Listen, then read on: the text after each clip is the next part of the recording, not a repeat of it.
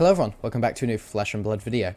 I have recently made a tier list video where I put Fire as one of the worst decks to pick up in 2024, at the end of 2024 anyway. Post-ban due to the loss of Art of War, one of his power cards that made him really playable. However, I did then mention that I have a list that I think still makes him strong and consistent, so you can still play him at Armory level, sometimes ProQuest level, and qualify with him. And a lot of people were interested. I got a lot of comments saying, oh, send me this list, I've got to check out this list. So I figured instead of just sending everyone the list, I'll just make a video on it, deck tech and gameplay, so I can show you guys how strong Fire can still be. So let's just get right into it, shall we? Head over to this, is the Fire list, which is on Fabrio if you guys want to access it. And here we go. I'll just make sure that everything's working. Okay, so this is the Fire list. I think he's still strong. I'm just going to go through one card one by one. We'll start with equipment, and then we'll get into gameplay. So stick around for that. We'll start with Fyndar Tunic. I chose this over the other option, which is the Flamescale Furnace, as this is quite a combo-centric deck, and the extra one resource can mean your combo works or doesn't. And the Flamescale Furnace, you're not pitching enough reds to make it worthwhile. If anything, you just don't really pitch reds because it's a very zero cost deck, and when there are one costs, you should have a blue in hand for it. There are sometimes where you draw all red hands, you have to pitch a red, but not multiple reds, so Flamescale Furnace it's not effective. Mask of the Pouncing Lynx, this is because it's a combo deck, you need to grab one of your finishers. This can be Lava Burst, Salt the Wound, or Tenacity are the three main ones, and they're all just really strong for different scenarios. Lava Burst is definitely the most consistent with Spreading Flames, but this is very important. You're basically not blocking this ever. Searing Emberblade, because I think it's better than Kodachi's in 95% of the matchups. Snapdragon Scalers, because giving Snatch Go Again is great. Giving Lava Burst Go Again is great. You get to do these double hits. Like if you have a Lava Burst in hand as a finisher, and then you search out another Lava Burst with your Mask of the Pouncing Lynx and Snaps, the ceiling for this deck is incredible. And Tiger Stripe Shuko, because you're sending a lot of one attacks. A lot of them. So this trigger is going to happen essentially every turn. So over the course of the game, it has like 10 points of value almost with just the plus ones. And we'll just come down to the inventory to talk about these. This is Arcane Barrier. This is also for Arcane Barrier. Flamescale Furnaces, it's matchups that you need to block. It's very few matchups, I'll admit. Harmonized Kodachi. I do want to mention this list is heavily based off my tournament that I won $500 on. The $500 tournament at Good Games. And if you guys want to check out the deck list and gameplay for that one, that's back on my channel 7 months ago when he still had all this strong stuff and Dromai was still around, when he was definitely one of the best decks in the game. So Kodachis were sorted for that, but you can also use them in the aggro matchups paired with a Mask of Momentum to draw and be really efficient. And that's the equipment. So I think this is the main package you take into so many matchups, and these are for niche cases. While we're down here in the inventory, we'll just talk about the cards down here. These are for Poppers, which is now just against Prism rather than Prism and Dromai. As well as maybe other aggro matchups where you want a little bit of disruption. However, I haven't tested that enough to tell whether it's the best option. Lava Vein Loyalty, again, this was for when Dromai's around, have an extra thing to clear a dragon. However, this is good against Enigma and also Prism. It's good against Illusionists and board state decks. Liquefy, this is for Warriors because the Valiant Dynamos, you hate them. They block out an entire card essentially every turn, which is your Phoenix Flame, and if you can get rid of them, wow, that's a lot of damage on their side. Tenacity, this is against decks that block a lot, mainly Warriors and Warriors and I can't remember the other class name. I'm just having a brain blank. Warriors and Guardians, there we go. And then this is an extras blue block 3, but I've already got 2 in the deck. This one is for against Rune Blades and other decks that use both attack actions and non-attack actions. So we're just going to quickly go through every card now. I'll go really quick because I would love to get into the gameplay and I'd love to get you guys to see what happens. So Blaze Headlong, because it's a great 0 for 4. As long as you have a starter, it's got Go Again, 0 for 4 Go Agains, great. Brandon Cinderclaw is essentially just a head jab, but it does have this relevant line of text that the next attack is Draconic, which can matter with Spreading Flames and Salt the Wound, and you get extra points of value off of it. So that line does actually matter. Flamecall Awakening, it's pivotal because you need to be searching out your Phoenix Flames for the combo. Inflame, again, because this gets you a free Phoenix Flame. So it may be a 0 for 2, which is generally underrated, but it's you could essentially see it as almost a double strike, and it's getting you value for your other cards that benefit off having more Phoenix Flames. As well as this helps get the Tiger Stripe Shuko trigger. Lava Burst, because it's like the most consistent Draconic finisher in the game. It's so strong, especially paired with Spreading Flames. This can often come in for 7 or 8. Lava Vein Loyalty, because it's another 0 for 3, and that's a big part of this deck. It also has block 3, which is sometimes relevant. Mounting Anger, it's a 1 for 5 a lot of the time, and can buff your next attack, which can be relevant for stuff like Dominate. On Rise Up, 3 Phoenix Flames, because that's what the deck revolves around. You need 3 Phoenix Flames. It sucks drawing them, and that's why you've got Flamecall Awakening to try and avoid it, but yeah, it does sometimes happen, but it's 100% necessary. Phoenix Form, this is like what the deck revolves around. It draws you 3 cards if you've got 3 Phoenix Flames. You get 3 Phoenix Flames. If this happens in a game and it hits, the game's almost guaranteed over, because you essentially just have 2 turns in a row, where the second turn in a row, they don't have any cards in their hand. Rise from the Ashes, purely consistency. You need to... That +3 is great. It's a starter, and it gets you Phoenix Flame. It's altogether good card. Rise Up, this is one of your big payoffs for having those Phoenix Flames. It comes in for Dominate. It's quite strong, obviously. And it comes in for 9 Dominate when you've got all 3 of them. So, obviously, so strong. Great finisher, finishing games. Another 0 for 3 starter. This can make something cost less, which is relevant with Mounting Anger, Rise Up, Flamecall Awakening. It's quite a good card, and that text does matter. Renegade is just a Draconic Head Jab. Snatch, this gets you draw a card paired with Snapdragon Scalers. It can be super relevant. It's a strong card. I don't know about 3 of them, and I think that can definitely be revised. Cutting down a couple of them. Maybe 3 is not great. Maybe 2 or 1. Spreading Flames, this is like the most important card. It creates your power turns. This paired with Phoenix Form are like the 2 pivotal cards in this. You can't go without Spreading Flames. You need to pick one up if you want to play this deck. Rise from the Ashes, this is what I've replaced Art of War with. This is purely because it's a bit of damage. It's consistency. That's the biggest thing. It's getting Phoenix Flames in your hand. It's just so important, and that adds consistency. Salt the Wound, when they don't block, biggest payoff. Brand of Cinderclaw. This is now getting into the blues. These are just basically just for pitching, but this does have that relevant line of text. If it comes down to that and you need to play it, Energy Potion, this is because it's a combo deck. Sometimes you don't hate blocking with a hand. Playing an Epot, pass. It can work out quite well, I think. Lava Vein Loyalty, it's a 0 for 3 blue block. You're probably never playing this. Same with Soul Beat Strike, because it has to hit to get going again, and it's just a 2 attack. And then Warmonger's Diplomacy is just a 0 for 3. You just pitch in this basically every game. You'll never play this unless it's against a deck that's super relevant. So that is the deck tech. Thank you guys so much for watching this part of the video. We're going to jump into the gameplay next. And yeah, I hope you guys really enjoyed this part. Just before I go into the gameplay, I do want to say, I've checked my stats, and 80% of the people that watch my videos aren't subscribed. So if you wouldn't mind dropping a subscribe, that would really help, because I'm just trying to get to that, just trying to push forward in my career and see if I can become like a content creator for Flesh and Blood. And it's really my dream, and if you guys wouldn't mind subscribing and liking the video, I'd really appreciate that. Thank you so much, and let's get into the gameplay. Okay, so we're into gameplay. We've queued into a Reinhardt, and we've got to go seconds. That's what we really want. We just take momentum super early and just blast him. We're going to go with just what we've got here. I think there's an argument for Tenacity, which I'll put him for a Snatch, because if he's playing the club version, he can try Fatigue us. He won't. Okay, so that's a Meat Axe. This is not a club version. Revenus Meat Axe. Don't know how good that is. Sucks drawing a 2 finishes on this first hand, because we're not going to really be able to block them. Maybe he'll roll a 1. Cool. So we just immediately get the first turn, essentially. That's pretty good, if you ask me. And we're also going to get Lavaverse turn 1. Lavaverse is good, and then we'll Arsenal Salt the Wound.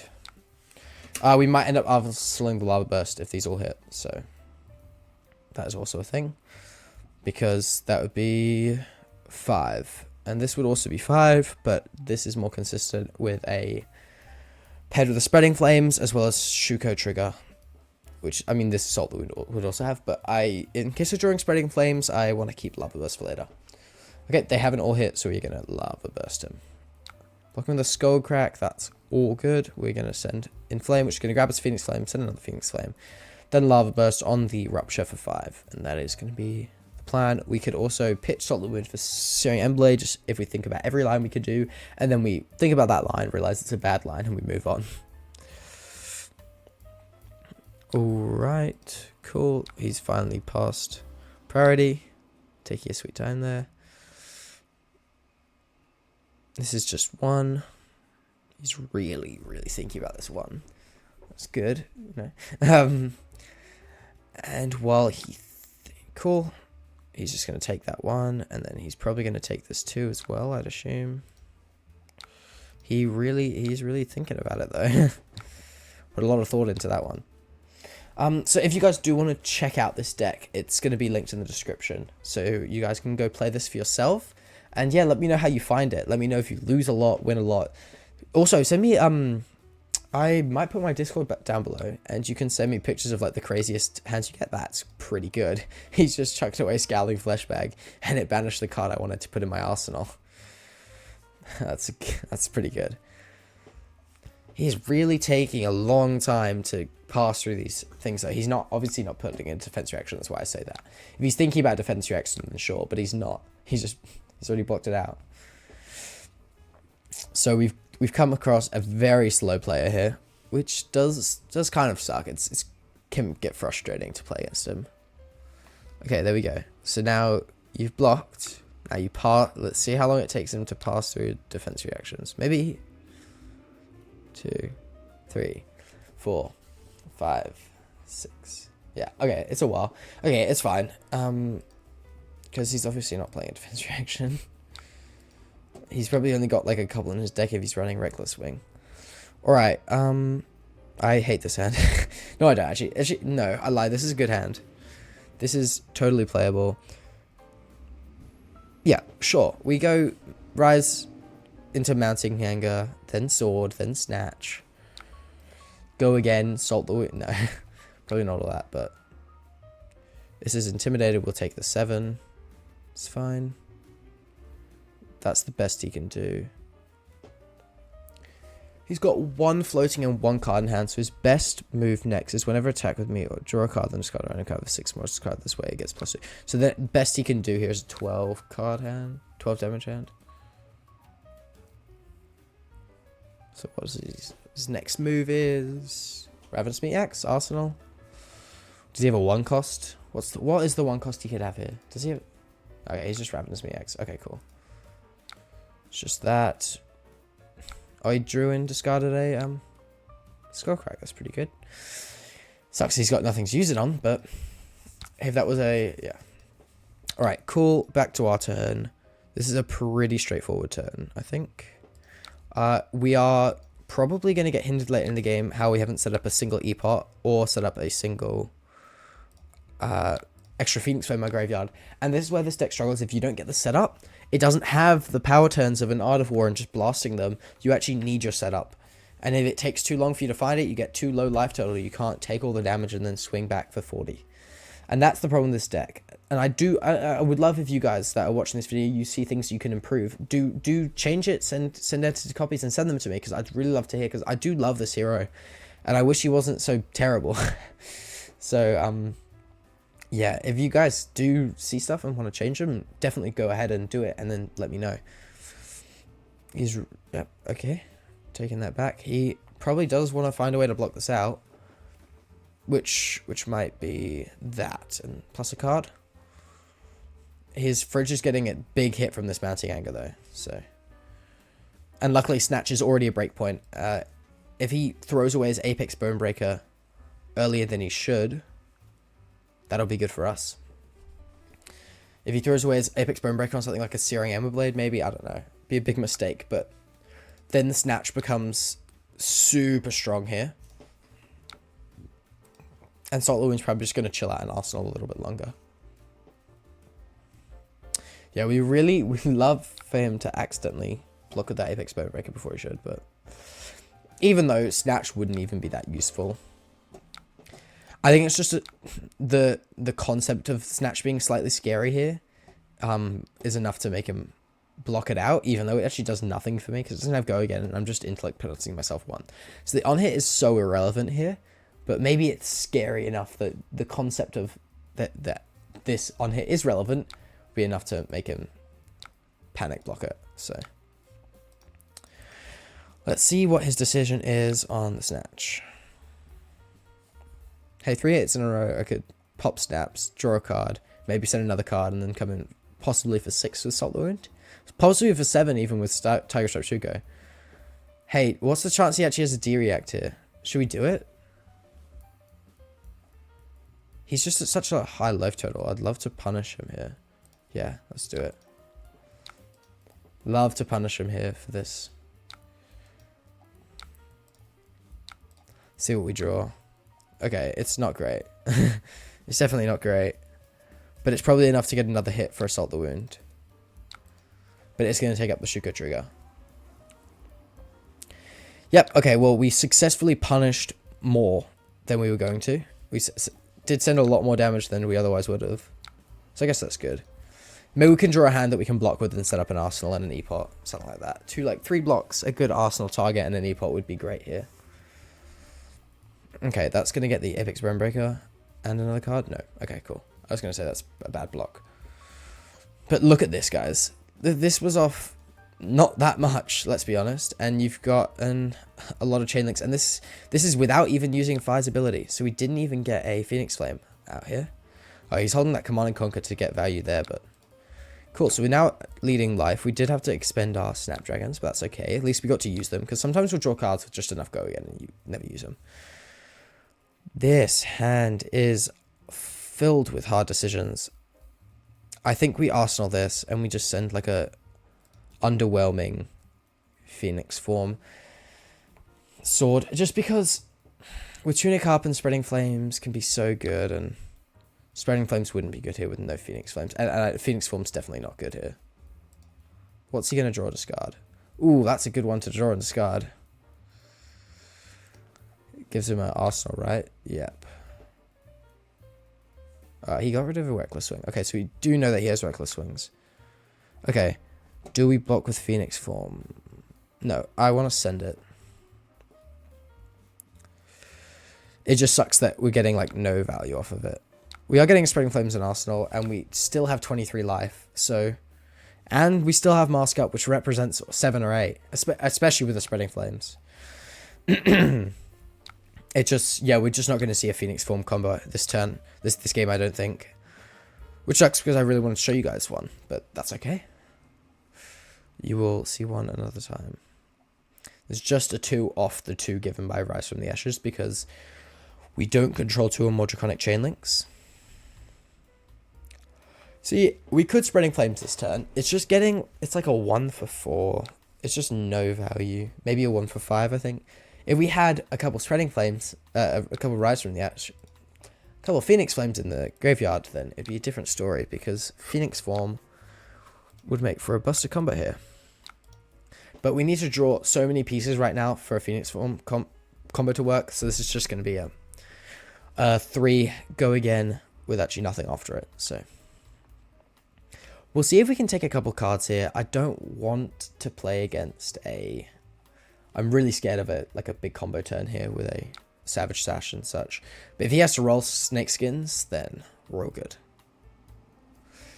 Where's he going to have a reaction? A Reckless Swing would be great. Take another card out of his hand. Nope. Alright. Then we'll Phoenix Form. We've got... Yeah, we don't have any Phoenix Flames here. It's going to be 3 go again. He's probably not giving a card to this.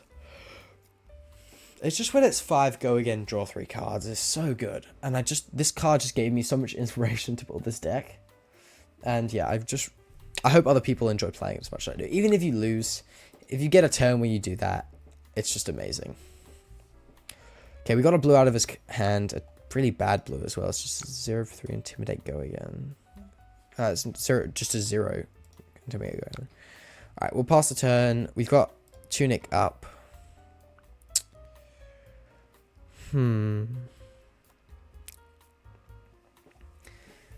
This turn... Is this even a Spreading Flames turn? I think it could be. Or is it just Mounting Anger, Syrian Blade, Ronin Renegade pass? Fuck. Well,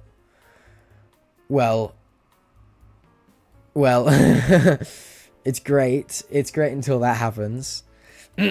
Rolling snakeskin leather is very good for us until this happens. And now we get pummeled. Hey, it's 6 anyway. So it has go again anyway. So at the end of the day, who cares?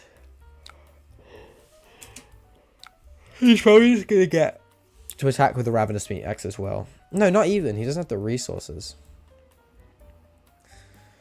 Yeah. It's not even that good. Yeah, he can't even play the card in his arsenal. So he can't. As a district cost, you have to discard a random card. You don't have a random card to discard. You can't play it. You do not have a card to discard. And he's popped that. Interesting. It costs 1 less to play, not free. And then this is just a 5. Okay, cool. That was like the least scary roll a 6 turn I've ever seen in my life. Okay. We probably don't block. Yeah. Should we just mask and just push as much as we can? Well, let's see how this turn goes. He's at 20 life. This can deal a lot of damage. This can deal a lot of damage. It's just whether we commit to that this early. It's just getting like no value is why I'm so hesitant, but I think I've got to do it. This turn's not going to go like another couple turns for us to just keep on waiting for Spreading Flames. So it's getting value there, I suppose. Then maybe it won't get value there. It'll get value on a Lava Burst if we end with a Lava Burst. Okay, so they are blocking with a card in hand and Apex Bonebreaker. Go to 18. Yeah, I feel like we just take... I think we just take the Master Trigger now. Lava Burst them. It's tempting. It's very tempting. And I think it's the right choice. 19 health. How much damage? Let's just do some calculations. 2, 4. Provided this hits that 6, 7, 8, 9, 10, 11. Yeah. Yeah, we should. We should pop mask. Yeah, okay. We'll commit to the play. We will commit to the play. Let's go. I don't think we even have to pop it this early. I think it gives him a lot of information. But I'm just playing around him, just blocking everything. Hey, even a Tenacity might have been better here. It's missing on the trigger though. But he's already blocked with 3 cards. That goes up to 5. Yeah, this is why we shouldn't have popped it so early, maybe. I'm also sad we're not getting a Searing Emberblade on this turn. Because a Searing Emberblade would be so good on this turn as well. It'd actually give this stuff value. Because this would be getting... Yeah. Luckily, he's chucked away Snakeskin. So this is 2 to take away the on-hit. So he's not taking away the on-hit. And we are going to guarantee... The Renegade also comes... Is it for 5? I think it's for 5. Yeah, it's for 5.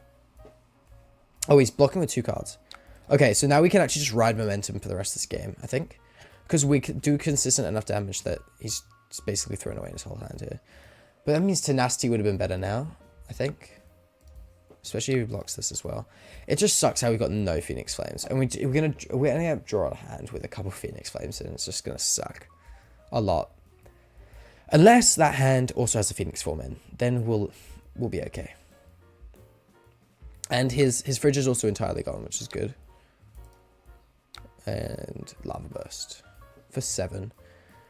So 1, 2, 3, 4, 5. Okay, yeah, so this was the same as the Tenacity. So who cares? He goes to 6.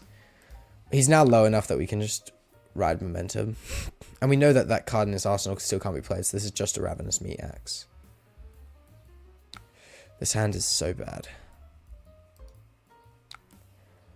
We can end with a Warmongers, which is something, to keep him off a turn with... Yeah, I think we end with a Warmongers to keep him off a Bloodrush Bellow turn. Could be good. I think it's probably our best option. So you start with Brand.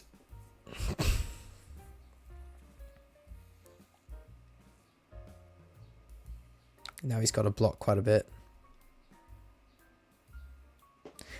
And this turn does still come with a Phoenix Flame. Still some value in it.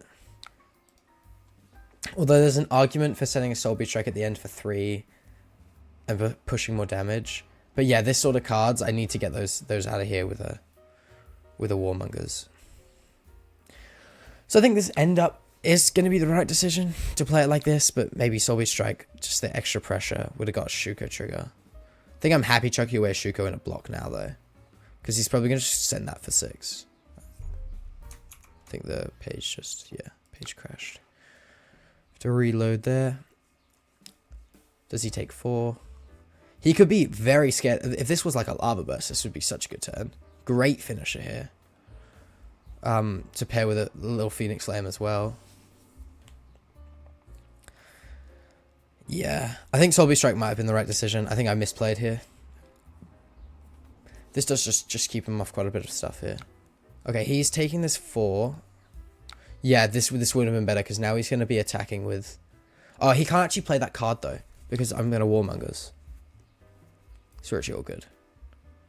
This puts him to 1, which means every point of value will matter. Okay, cool. The Warmongers actually doesn't even matter. I could Arsenal, but what would that do? Because he clearly doesn't have a Blood Rush in hand. It doesn't matter. We'll play Warmongers anyway. Doesn't hurt. Because it's like, what's this doing in my Arsenal anyway? Okay.